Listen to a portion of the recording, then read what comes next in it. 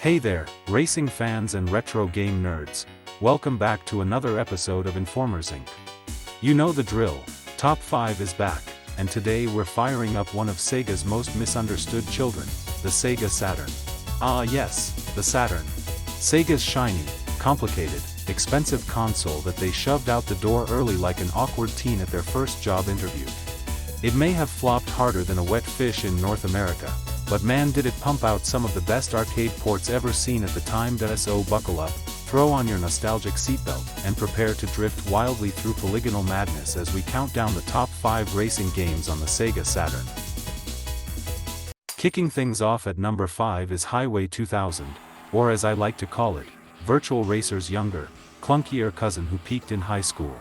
This game tried so hard to flex the Saturn's 3D capabilities, but let's be real. It feels like you're driving a car with bricks for tires and molasses for steering fluid. And the back of the car, it sinks into the road like it's being slowly devoured by asphalt quicksand. It's like your car's trying to moonwalk. There's a weird, "I'm trying, Dad," energy about it.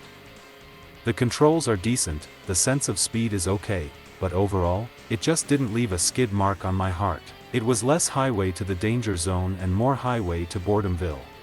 Coming in at number 4 is NASCAR 98, yes, the game where you only turn left, but still manage to hit every wall on the track. On the Saturn, this game runs okay. Not great, not awful, just okay. It's like going to a buffet and realizing the best item there is the dinner roll. To its credit, the Saturn version actually feels faster than its PlayStation counterpart, and that sense of speed can be thrilling. But there's a catch. The draw distance is so short you'll think you're racing through a dense fog bank, or maybe the Saturn just needed glasses. Every corner feels like a leap of faith, and most of the time you end up kissing the wall like it owes you money. Still, it's a solid experience and surprisingly fun when you're not rage spinning into the infield. Ah yes, Need for Speed, the game that launched 1,000 sequels and taught us all that street racing was cool before Fast and Furious made it a lifestyle. On the Saturn, this game tried its best to impress with that arcade-style rush and a glorious audio track that slaps harder than your dad when he found out you dented the car. The Saturn version holds up better than you'd think. The sense of speed is solid, the environments look decent, and the car models are pretty slick, by Saturn standards. My only complaint, the steering feels like there's a 1-second delay. You turn the wheel, and the car goes, "Oh, you wanted me to move? Sorry, I was reading a book." But despite the laggy controls, this game is still a blast and a cool glimpse into what would eventually become one of the most iconic racing franchises of all time. Taking the number 2 spot is Sega Rally Championship, aka the game that made dirt racing cool before Colin McRae showed up. This game is peak arcade vibes, with tight controls, amazing visuals, for the time, and a surprisingly helpful voice navigator who yells, "Easy left," like your life depends on it. And sometimes, it does. The car physics are a little weird though. It feels like you're gliding through jello at times. You hit a turn and your car says, "Okay, I'm turning now," but your momentum just keeps going forward like you're on an invisible roller coaster track. Still, that floaty feel adds to the charm, and when you're in the zone, it's downright euphoric. It's fast, it's fun, and honestly, if the handling was just a smidge tighter, it might have taken the gold. And finally, crossing the finish line in glorious, blue and red arcade victory, Daytona USA, Championship Circuit Edition.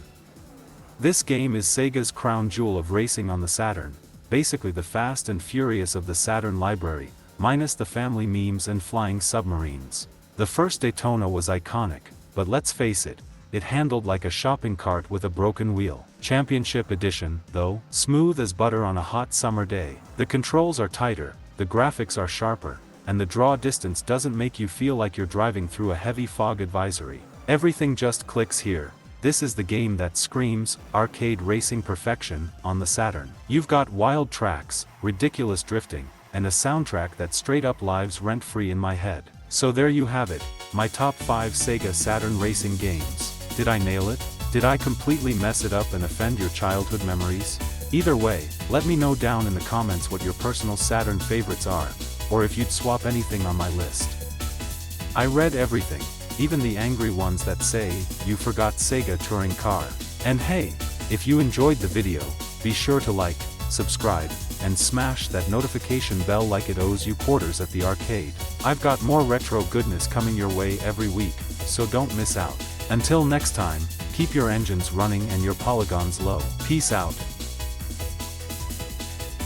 Thank you for watching this episode of Informers Inc. Remember this game. I hope you help support your local content creators by donating on the QR link below.